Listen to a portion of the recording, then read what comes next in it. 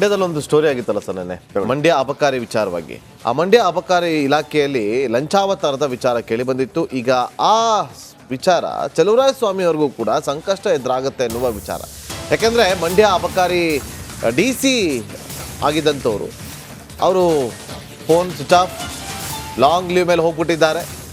ಈಗ ಅದು ಎಲ್ಲಿಗೆ ಬಂದು ನಿಂತೆ ಅಂತಂದರೆ ಚಲುವರಾಯ ಸ್ವಾಮಿಯವರ ಬಡದವ್ರಿಗೆ ಬಾರ್ ಲೈಸೆನ್ಸ್ಗಾಗಿ ಲಂಚಕ್ಕೆ ಅಬಕಾರಿ DC ಬೇಡಿಕೆಯನ್ನು ಇಟ್ಟಿದ್ದ ವಿಚಾರವಾಗಿ ರಿಪಬ್ಲಿಕ್ ಕನ್ನಡ ಬ್ರೇಕ್ ಮಾಡಿದಂಥ ಸುದ್ದಿಯ ಫಾಲೋಅಪ್ ಸ್ಟೋರಿ ಇದು. ಈ FIRಗೂ ಮುನ್ನವೇ ಈಗ ಲೋಕಾಯುಕ್ತ ಅಧಿಕಾರಿಗಳು ತನಿಖೆಗೆ ಇಳಿದುಬಿಟ್ಟಿದ್ದಾರೆ. ಲಂಚದ ಆಡಿಯೋದಲ್ಲಿ ಸಚಿವರ ಹೆಸರು ಕೂಡ ಪ್ರಸ್ತಾಪ ಆಗಿತ್ತು.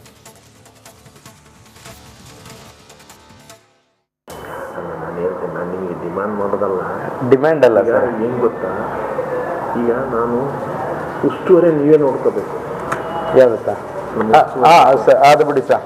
ಸರ್ ನಾನು ಹೇಳ್ತಾ ಹೇಳಿದ್ರು ನೋಡಿ, ನನಗೆ ಉಸ್ತುವಾರಿಗೆ ಅವ್ರು ಏನು ಗೊತ್ತಾ, ಉಸ್ತುವಾರಿ NOC ಕೇಳ್ತಾರೆ. NOC ಅಂದರೆ no objection letter of the record. ಹಾಂ, ಅವ್ರನ್ನ ಇಲ್ಲದೆ ನಾವು ಮಾಡೋಕ್ಕಾಗಲ್ಲ. ಅವನ ಬಗ್ಗೆ ಪಕ್ಕದಲ್ಲಿ ರಸ್ತಿದ್ದು ಅವ್ರಿಗೆ ನಿಶ್ಚಿಂದ ಹೇಳಿದ್ರು. ಅವ್ರು ಅದನ್ನೆಲ್ಲ ಅವ್ರಿಗೇನು ಕೊಡ್ತಾರೆ, ಅದು ಆಯಿತು ಅಂತ ನಾವು ಒಪ್ಕೊಂಡ್ವಿ. ನಾನು ಹೇಳ್ತೇನೆ, ನಾನು ನಿಮಗೆ ಡಿಮ್ಯಾಂಡ್ ಮಾಡೋದಲ್ಲ, ಡಿಮ್ಯಾಂಡ್ ಅಲ್ಲ ಸರ್. ಏನು ಗೊತ್ತಾ, ಈಗ ನಾನು ಉಸ್ತುವಾರಿ ನೀವೇ ನೋಡ್ಕೋಬೇಕು. ಯಾವುದು ಸರ್? ಸರ್ ಅದು ಬಿಡಿ ಸರ್. ಸರ್ ಓಕೆ, ಇದೀಗ ನಮ್ಮ ಮಂಡ್ಯ ರಿಪೋರ್ಟರ್ ಆನಂದ್ ಇದರ ಬಗ್ಗೆ ಹೆಚ್ಚಿನ ಮಾಹಿತಿ ಕೊಡ್ತಾರೆ. ಆನಂದ್, ಇದೀಗ FIR ಆಗೋದಕ್ಕಿಂತ ಮೊದಲೇ ಲೋಕಾಯುಕ್ತ ಫೀಲ್ಡಿಗೆ ಇಳಿದಿದೆ ಅಂದರೆ ಏನು ಕತೆ ಇದು?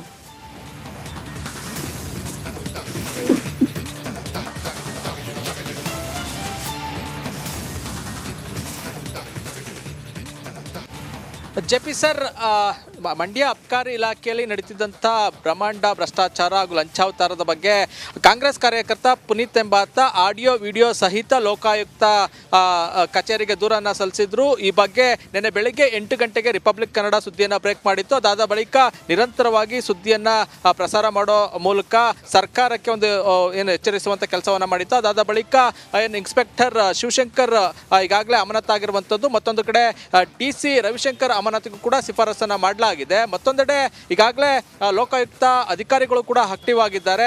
FIRಗೂ ಮುನ್ನವೇ ಒಂದಷ್ಟು ಏನು ಆ ದೂರಿನಲ್ಲಿರುವಂಥ ಸತ್ಯಾಂಶ ಜೊತೆಗೆ ಯಾವೆಲ್ಲ ಆ್ಯಂಗಲ್ನಲ್ಲಿ ತನಿಖೆಯನ್ನು ನಡೆಸಬೇಕು, ಜೊತೆಗೆ ಯಾವ್ಯಾವೆಲ್ಲ ವಿಚಾರಗಳು ಇಲ್ಲಿದೆ ಅನ್ನೋದನ್ನ ಒಂದಷ್ಟು ತನಿಖೆ ಹಾಗೂ ವಿಚಾರಣೆಗೆ ಈಗ ಮುಂದಾಗ್ತಾ ಇರುವಂಥದ್ದು.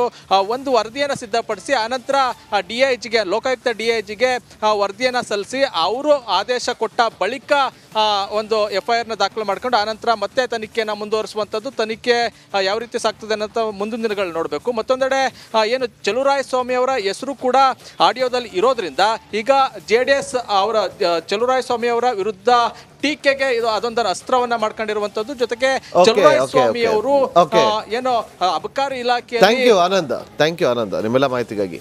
ಸರ್, ಏನು ಗೊತ್ತಾ ಸರ್, ಈಗ ನಾವು ಗಮನಿಸ್ದಂಗೆ ಈಗ ನಾರ್ಮಲ್ ಪೊಲೀಸ್ ಸ್ಟೇಷನಲ್ಲಿ ಕಂಪ್ಲೇಂಟ್ ಆಗೋದಕ್ಕೂ ಲೋಕಾಯುಕ್ತದಲ್ಲಿ ಕಂಪ್ಲೇಂಟ್ ಆಗೋದಕ್ಕೂ ತುಂಬ ವ್ಯತ್ಯಾಸ ಇದೆ. ನಾರ್ಮಲ್ ಸ್ಟೇಷನಲ್ಲಿ ಯಾರೋ ಒಬ್ರು ಹೋಗ್ಬಿಟ್ಟು ಒಂದು ಆರೋಪ ಮಾಡಿದ್ರೆ, ಒಂದು ದೂರನ್ನು ಕೊಟ್ಟರೆ ಇಮಿಡಿಯೇಟ್ FIR ಮಾಡಿ ಇನ್ವೆಸ್ಟಿಗೇಷನ್ ಮಾಡಬೇಕು. ಬಟ್ ಲೋಕಾಯುಕ್ತದಲ್ಲಿ ಹಾಗಾಗೋದಿಲ್ಲ. ಒಂದು ದೂರು ಕೊಟ್ಟ ಮೇಲೆ ಅದಕ್ಕೆ ಸಂಬಂಧಪಟ್ಟಂತೆ ಒಂದಷ್ಟು ತನಿಖೆಯನ್ನು ಮಾಡ್ತಾರೆ, ಒಂದಷ್ಟು ಇನ್ಫಾರ್ಮೇಷನ್ ಕಲೆಕ್ಟ್ ಮಾಡ್ತಾರೆ. ಇನ್ಫಾರ್ಮೇಷನ್ ಕಲೆಕ್ಟ್ ಮಾಡಿ ಇದರಲ್ಲಿ ಒಂದಷ್ಟು ಸತ್ಯಗಳು ಕಂಡು ಬರ್ತಾ ಇದೆ ಅಂತೇಳಿ ಅವರು ತೊಗೊಂಡೋಗಿ ಮೇಲಧಿಕಾರಿಗಳು ಕೊಡ್ತಾರೆ. ಮೇಲಧಿಕಾರಿಗಳು ಕೊಟ್ಟು ಅದನ್ನ ಸ್ಕ್ರೂಟಿನಿ ಮಾಡಿ ಲೋಕಾಯುಕ್ತದಲ್ಲಿ ಮಾಡ್ತಾರೆ. ಮತ್ತೆ ಮೂಡ ಹಗರಣದಲ್ಲಿ ಕೂಡ ಹಾಗೆ ಯಾವತ್ತೋ ಕೊಟ್ಟಿದ್ರಲ್ಲ ಕಂಪ್ಲೇಂಟ್ ಕೊಟ್ಟಾದ್ಮೇಲೆ FIR ಮಾಡಿರಲಿಲ್ಲ ಅವರು. ಲೋಕಾಯುಕ್ತದಲ್ಲಿ FIR ಮಾಡಿದ್ದಾರೆ. ಲೋಕಾಯುಕ್ತದಲ್ಲಿ ಈಗ ಇದು ಮಾಡಿಲ್ಲ ಸರ್. ಹೌದು, ಬಂದ್ರಲ್ಲ ಅವರು. ಈಗ ಮೇಲಧಿಕಾರಿಗಳು ಓಕೆ ಇದರಲ್ಲಿ FIR ಮಾಡಿ ಬಂದಿಲ್ಲ. ಮತ್ತೆ ಮೂಡಕ್ಕೆ ಬಂದಿಲ್ಲ ಸರ್. ಅಲ್ಲಿ ಲೋಕಾಯುಕ್ತ ಕೊಟ್ಟಿದ್ರು ಕಂಪ್ಲೇಂಟ್. ಲೋಕಾಯುಕ್ತದಲ್ಲಿ ಏನಾಯ್ತು ಅಂದ್ರೆ ದಟ್ ಮೀನ್ಸ್ ನಿಮಗೆ ಬೇಕಾದಾಗ ಹೋಗ್ತೀರಿ, ಹೋಗ್ತೀರಿ ಅಷ್ಟೇ. ಎಲ್ಲ ಡ್ರಾಮಾಗಳೇ. ನಿಮಗೀಗ ಏನಂತಂದ್ರೆ ನಿಮ್ಮ ಆಡಳಿತಾರೂಢ ಸರ್ಕಾರ ಇದೆ, ಅಲ್ಲಿ ಸಚಿವರಿಗೆ ಏನಾದರೂ ಕಿರಿಕಿರಿ ಆಗುತ್ತೆ ಅನ್ನೋ ಭಯಕ್ಕೆ ಬರ್ತಾ ಇದ್ದೀರಾ. ಎಷ್ಟಿದೆ ಕಂಪ್ಲೇಂಟ್ಸ್ಗಳು? ಈಗ ಬೇರೆ ಬೇರೆ ಕಂಪ್ಲೇಂಟ್ಗಳಿಲ್ವಾ? ಯಾವತ್ತಾದ್ರೂ ಹೋಗಿದ್ದಾರಾ? ಎಲ್ಲವೂ ಇದೆ. ನಾನು ಅದೇ ಹೇಳ್ತಿರೋದು, ಬಡವರು ಮಾತ್ರ ಏನಾದರೂ ಒಂದು ಮಾಡಿಬಿಟ್ರೆ ಸಿಗ್ನಲ್ ಜಾಮ್, ಪೊಲೀಸರು ಹೆಂಗೆ ಡಬಲ್ ರೈಡ್ ಹೋದ ತಕ್ಷಣ ಅಬ್ಬಬ್ಬಬ್ಬಬ್ಬ ನಾವು ನೋಡಿಲ್ವ ಮೈಸೂರಲ್ಲೆಲ್ಲ ಹಿಂಗಂತೆ ಪಲ್ಟಿ ಹೊಡೆದು ಪಾಪ ಹಿಂದ್ಗಡೆ ಇದೆ ಹೆಂಗಸು ಸತ್ತೋಗ್ಬಿಡ್ತು. ಆ ಪೊಲೀಸರ ಈ ನಿಲ್ಲಿಸ್ತಾರಲ್ವಾ, ಎಲ್ಲಿ ಲೈಸೆನ್ಸ್ ತೋರಿಸು ಅಂತ, ಆ ಗುಂಡಿ ಸರಿ ಮಾಡು ಅಂತ ಕೇಳಬೇಕಷ್ಟೇ ಇನ್ನು ಮುಂದೆ. ಅಂಥ ಪರಿಸ್ಥಿತಿ ಇದೇನಾಗಿದೆ ಅಂದರೆ ಅದಕ್ಕಿಂತ ಮೊದಲೇ ಬಂದಿದೆ ಅಂತ ನಾನು ಕೇಳ್ತಾ ಇರುವಂಥದ್ದು. FIR ಆಗೋದಕ್ಕಿಂತ ಮೊದಲೇ ಅಂತಂದರೆ ಎಲ್ಲ ಏನೋ ಒಂದು ಆಗ್ತಿದೆ ಅಂತ. ಅಲ್ಲ ಸರ್, ಅದು ಯೂಶಲಿ ನಾರ್ಮಲಿ ಪ್ರೊಸೀಜರ್ ಹಂಗೆ ಆಗೋದು. ನೀವು ಮೂಢ ಏನ್ ಕೇಸ್ procedure ಹಂಗೆ ಅವಾಗ ಅಂದ್ರೆ ದೂರು ಬರ್ತಾ ಇದೆ ಅಂತಾನೆ ಅವರು ಯಾಕೆ ಬಂದಿಲ್ಲ ಲೋಕಾಯುಕ್ತ ಆರಂಭದಲ್ಲಿ ಅಂತ? ಮೂಡದಲ್ಲೂ ಬಂದಿದ್ರು ಯಾವಾಗ ಬಂದ್ರು? ಆ ಡಿವೈಎಸ್ಪಿ 7-8 ವರ್ಷ ಕಳೆದ ನಂತರ ಬಂದಿದ್ದವರು. ಡಿವೈಎಸ್ಪಿ ಯಾವಾಗ ಮಾಲ್ತೇಶ್ ಕೊಟ್ಟಿದ್ದಾರೆ ಅವರು complaint? ವಾರಂಟ್ ಇಶ್ಯೂ ಈಗ ಲೋಕಾಯುಕ್ತಕ್ಕೆ ಎಷ್ಟು ಕಂಪ್ಲೇಂಟ್ ಇಲ್ಲ ಲೋಕಾಯುಕ್ತಕ್ಕೆ?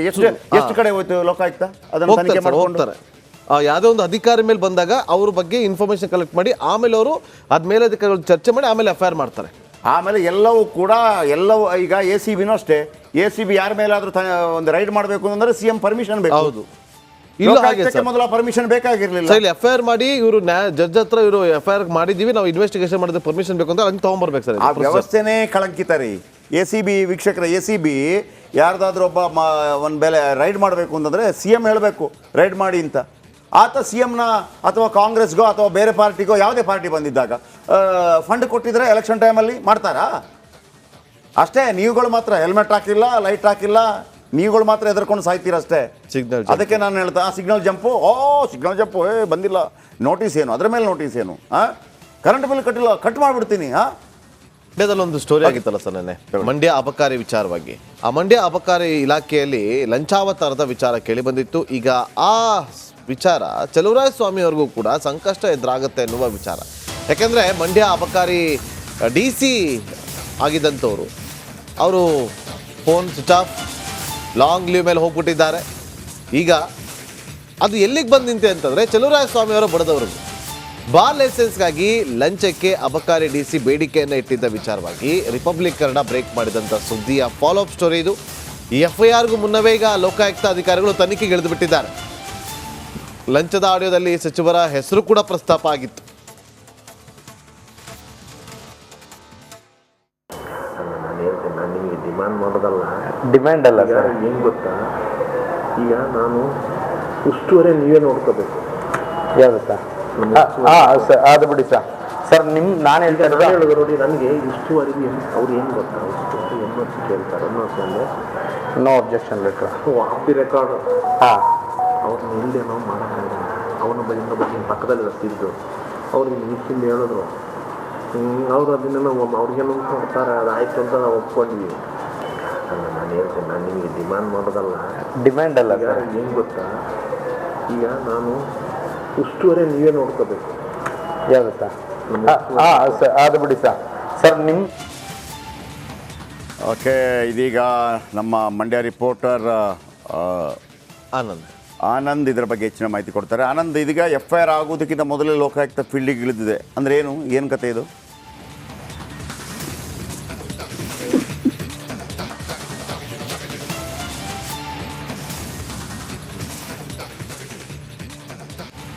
JP ಸರ್, ಮಂಡ್ಯ ಅಬಕಾರಿ ಇಲಾಖೆಯಲ್ಲಿ ನಡೀತಿದ್ದಂಥ ಬ್ರಹ್ಮಾಂಡ ಭ್ರಷ್ಟಾಚಾರ ಹಾಗೂ ಲಂಚಾವತಾರದ ಬಗ್ಗೆ ಕಾಂಗ್ರೆಸ್ ಕಾರ್ಯಕರ್ತ ಪುನೀತ್ ಎಂಬಾತ ಆಡಿಯೋ ವಿಡಿಯೋ ಸಹಿತ ಲೋಕಾಯುಕ್ತ ಕಚೇರಿಗೆ ದೂರನ್ನು ಸಲ್ಲಿಸಿದ್ರು. ಈ ಬಗ್ಗೆ ನಿನ್ನೆ ಬೆಳಗ್ಗೆ 8 ಗಂಟೆಗೆ ರಿಪಬ್ಲಿಕ್ ಕನ್ನಡ ಸುದ್ದಿಯನ್ನು ಬ್ರೇಕ್ ಮಾಡಿತ್ತು. ಅದಾದ ಬಳಿಕ ನಿರಂತರವಾಗಿ ಸುದ್ದಿಯನ್ನು ಪ್ರಸಾರ ಮಾಡೋ ಮೂಲಕ ಸರ್ಕಾರಕ್ಕೆ ಒಂದು ಎಚ್ಚರಿಸುವಂಥ ಕೆಲಸವನ್ನು ಮಾಡಿತ್ತು. ಅದಾದ ಬಳಿಕ ಇನ್ಸ್ಪೆಕ್ಟರ್ ಶಿವಶಂಕರ್ ಈಗಾಗಲೇ ಅಮಾನತಾಗಿರುವಂಥದ್ದು, ಮತ್ತೊಂದು ಕಡೆ DC ರವಿಶಂಕರ್ ಅಮಾನತಿಗೂ ಕೂಡ ಶಿಫಾರಸನ್ನು ಮಾಡಲಾಗಿದೆ. ಮತ್ತೊಂದೆಡೆ ಈಗಾಗಲೇ ಲೋಕಾಯುಕ್ತ ಅಧಿಕಾರಿಗಳು ಕೂಡ ಆಕ್ಟಿವ್ ಆಗಿದ್ದಾರೆ. FIRಗೂ ಮುನ್ನವೇ ಒಂದಷ್ಟು ಆ ದೂರಿನಲ್ಲಿರುವಂಥ ಸತ್ಯಾಂಶ ಜೊತೆಗೆ ಯಾವೆಲ್ಲ ಆ್ಯಂಗಲ್ಗಳಲ್ಲಿ ತನಿಖೆಯನ್ನು ನಡೆಸಬೇಕು, ಜೊತೆಗೆ ಯಾವ್ಯಾವೆಲ್ಲ ವಿಚಾರಗಳು ಇಲ್ಲಿದೆ ಅನ್ನೋದನ್ನ ಒಂದಷ್ಟು ತನಿಖೆ ಹಾಗೂ ವಿಚಾರಣೆಗೆ ಈಗ ಮುಂದಾಗ್ತಾ ಇರುವಂಥದ್ದು. ಒಂದು ವರದಿಯನ್ನು ಸಿದ್ಧಪಡಿಸಿ ಆನಂತರ DIGಗೆ ಲೋಕಾಯುಕ್ತ DIGಗೆ ವರದಿಯನ್ನು ಸಲ್ಲಿಸಿ ಅವರು ಆದೇಶ ಕೊಟ್ಟ ಬಳಿಕ ಒಂದು FIRನ ದಾಖಲು ಮಾಡ್ಕೊಂಡು ಆನಂತರ ಮತ್ತೆ ತನಿಖೆಯನ್ನು ಮುಂದುವರಿಸುವಂಥದ್ದು. ತನಿಖೆ ಯಾವ ರೀತಿ ಸಾಗ್ತದೆ ಅನ್ನೋ ಮುಂದಿನ ದಿನಗಳು ನೋಡಬೇಕು. ಮತ್ತೊಂದೆಡೆ ಚಲುವರಾಯ ಸ್ವಾಮಿ ಅವರ ಹೆಸರು ಕೂಡ ಆಡಿಯೋದಲ್ಲಿ ಇರೋದ್ರಿಂದ ಈಗ JDS ಅವರ ಚಲುವರಾಯ ಸ್ವಾಮಿ ಅವರ ವಿರುದ್ಧ ಟೀಕೆಗೆ ಇದು ಅದೊಂದರ ಅಸ್ತ್ರವನ್ನ ಮಾಡ್ಕೊಂಡಿರುವಂತದ್ದು. ಜೊತೆಗೆ ಚಲುವರಾಯ ಸ್ವಾಮಿ ಅವರು ಅಬಕಾರಿ ಇಲಾಖೆ. ಥ್ಯಾಂಕ್ ಯು ಆನಂದ್ ನಿಮ್ಮೆಲ್ಲ ಮಾಹಿತಿಗಾಗಿ. ಸರ್, ಏನು ಗೊತ್ತಾ ಸರ್, ಈಗ ನಾವು ಗಮನಿಸ್ದಂಗೆ ಈಗ ನಾರ್ಮಲ್ ಪೊಲೀಸ್ ಸ್ಟೇಷನಲ್ಲಿ ಕಂಪ್ಲೇಂಟ್ ಆಗೋದಕ್ಕೂ ಲೋಕಾಯುಕ್ತದಲ್ಲಿ ಕಂಪ್ಲೇಂಟ್ ಆಗೋದಕ್ಕೂ ತುಂಬ ವ್ಯತ್ಯಾಸ ಇದೆ. ನಾರ್ಮಲ್ ಸ್ಟೇಷನಲ್ಲಿ ಯಾರೋ ಒಬ್ರು ಹೋಗ್ಬಿಟ್ಟು ಒಂದು ಆರೋಪ ಮಾಡಿದ್ರೆ, ಒಂದು ದೂರನ್ನು ಕೊಟ್ಟರೆ ಇಮಿಡಿಯೇಟ್ FIR ಮಾಡಿ ಇನ್ವೆಸ್ಟಿಗೇಷನ್ ಮಾಡಬೇಕು. ಬಟ್ ಲೋಕಾಯುಕ್ತದಲ್ಲಿ ಹಾಗಾಗೋದಿಲ್ಲ. ಒಂದು ದೂರು ಕೊಟ್ಟ ಮೇಲೆ ಅದಕ್ಕೆ ಸಂಬಂಧಪಟ್ಟಂತೆ ಒಂದಷ್ಟು ತನಿಖೆಯನ್ನು ಮಾಡ್ತಾರೆ, ಒಂದಷ್ಟು ಇನ್ಫಾರ್ಮೇಷನ್ ಕಲೆಕ್ಟ್ ಮಾಡ್ತಾರೆ. ಇನ್ಫಾರ್ಮೇಷನ್ ಕಲೆಕ್ಟ್ ಮಾಡಿ ಇದರಲ್ಲಿ ಒಂದಷ್ಟು ಸತ್ಯಗಳು ಕಂಡು ಬರ್ತಾ ಇದೆ ಅಂತೇಳಿ